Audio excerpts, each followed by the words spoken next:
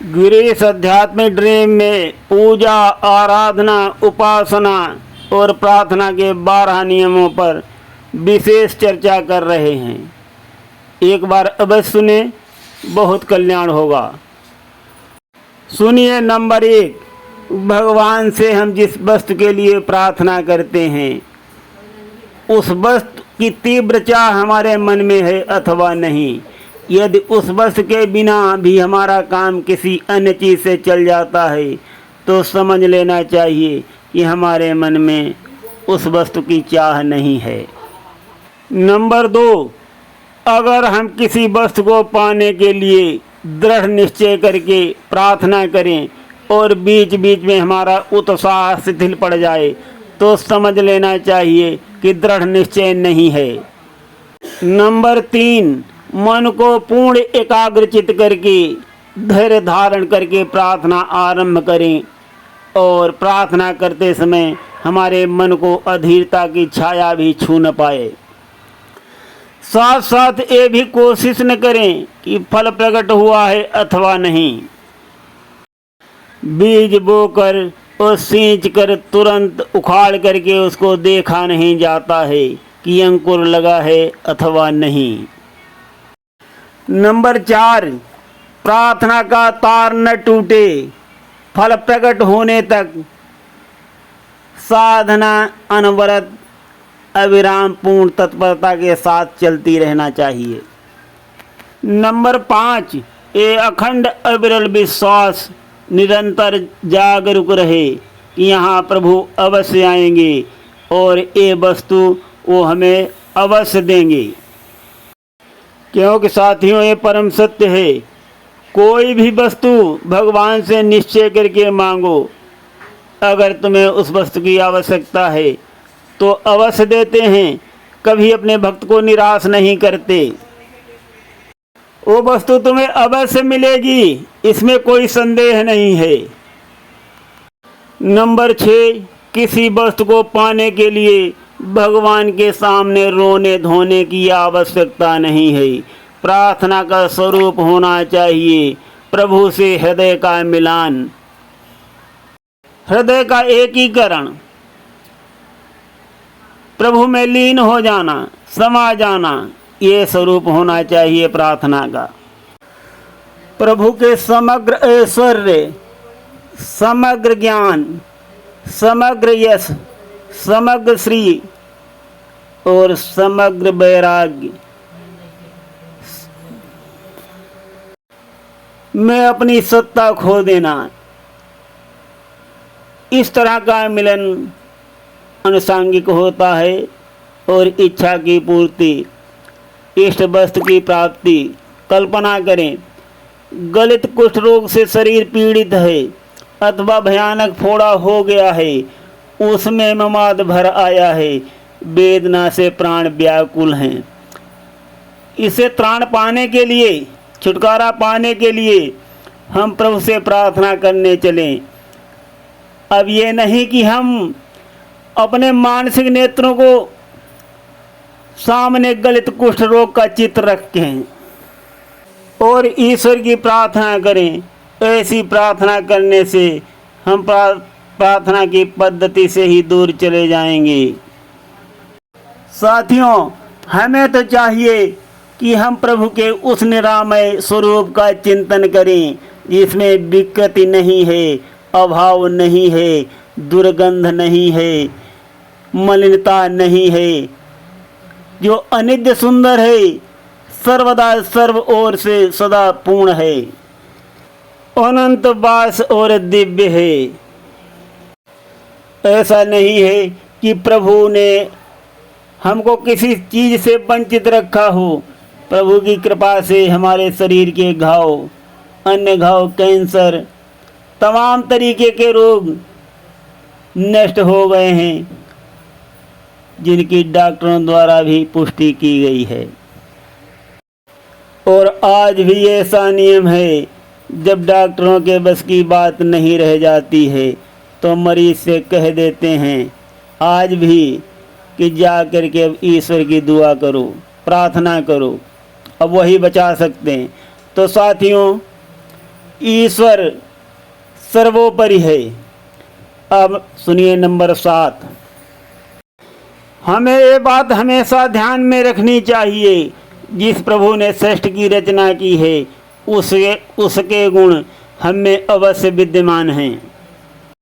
परमपिता ने सृष्टि की रचना करने से पहले ये विचार किया कि मैं अकेला बहुत हो जाऊं, और यही संकल्प करके यही परिणाम स्वरूप हम सब लोगों का जन्म हुआ है, और ये विशाल जनसमूह उसी की गवाही दे रहा है।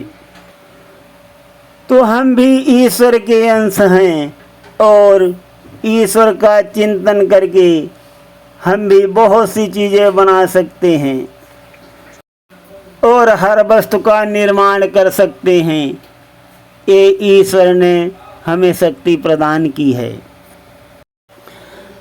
तो हमें भी ये प्रार्थना करते समय सोचना चाहिए कि हम परमपिता के साथ हैं, तो हम भी सर्वशक्तिमान हैं उसी की भांति।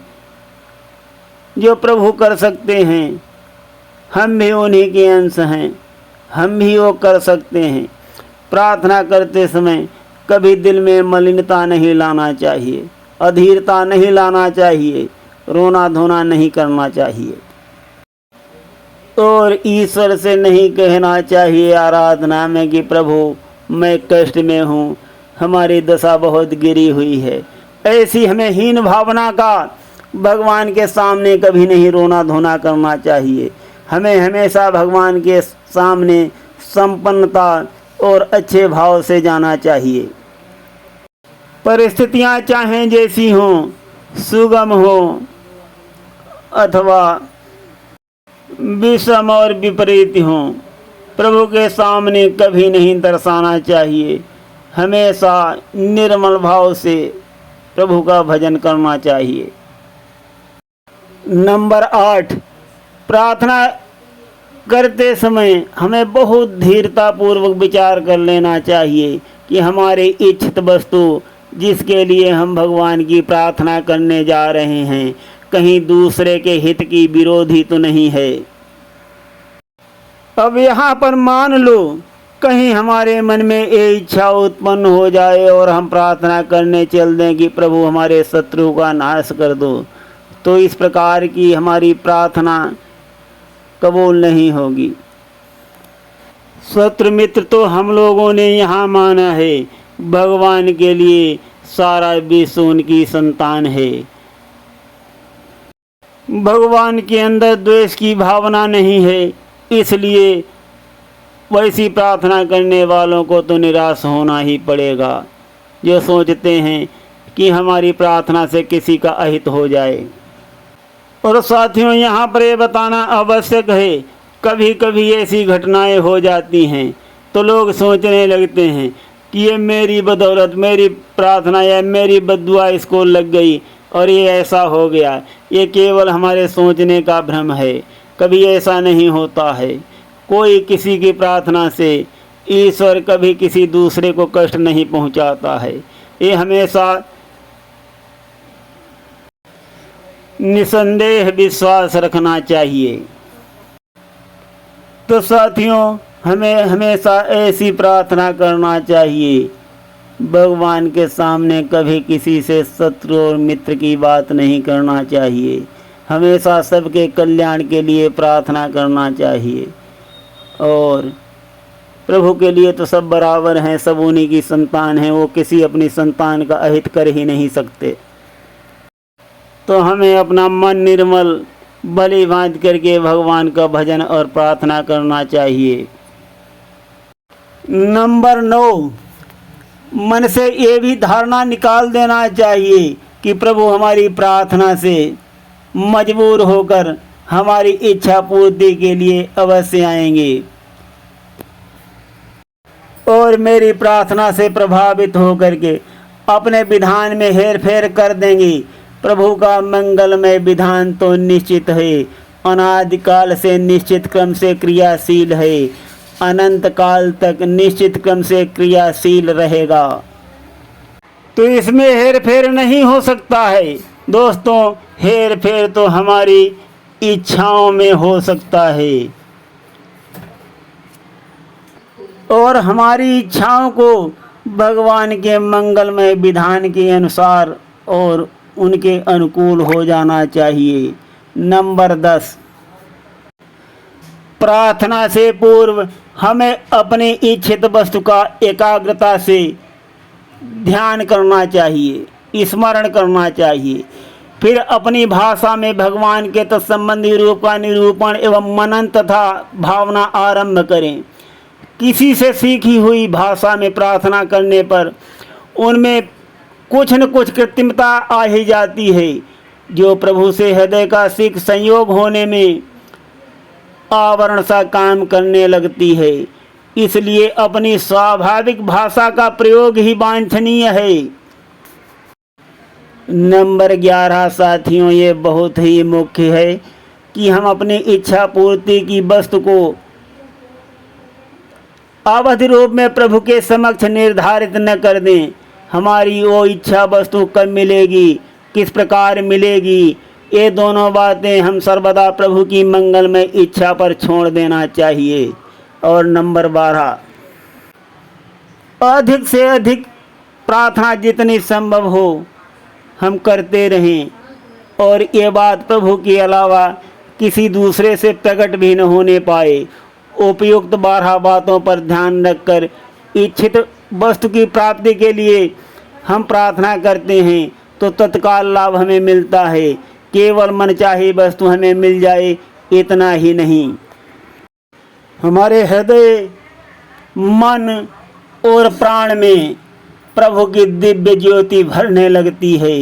ये आलोकित हो उठती है। ये आलोक एक दिन में हमें अपने अंदर नित्य अवस्थित प्रभु के मंदिर के दर्शन करा देता है, जो हमारे अंतःकरण में विराजमान है। बस यहीं से हमारी सच्ची प्रार्थना भगवान से भगवान के लिए, भगवत प्रेम के लिए प्रार्थना आरंभ हो जाती है। और साथियों, जब ऐसा हो जाता है तब हमारे मन की समस्त भ्रांतियाँ सब ओर से सिमट कर प्रभु के दिव्य मंदिर की ओर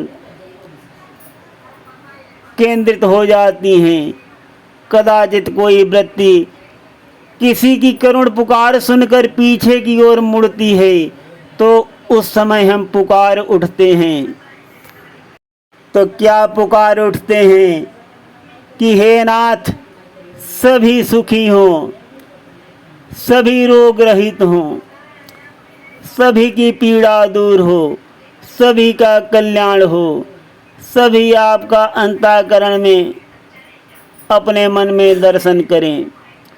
दुख का भागी कोई न बने प्रभु, सबको बहुत बहुत सुख हो। तो इसी प्रकार से विचार हमारे मन में आने लगते हैं जब हमारी सच्ची प्रार्थना होती है। तो ये प्रार्थना के 12 नए नियम हैं। सुनते रहिए गिरीश आध्यात्मिक ड्रीम में। धन्यवाद। हाँ, अगर पसंद आते हैं तो लाइक और सब्सक्राइब करें। धन्यवाद।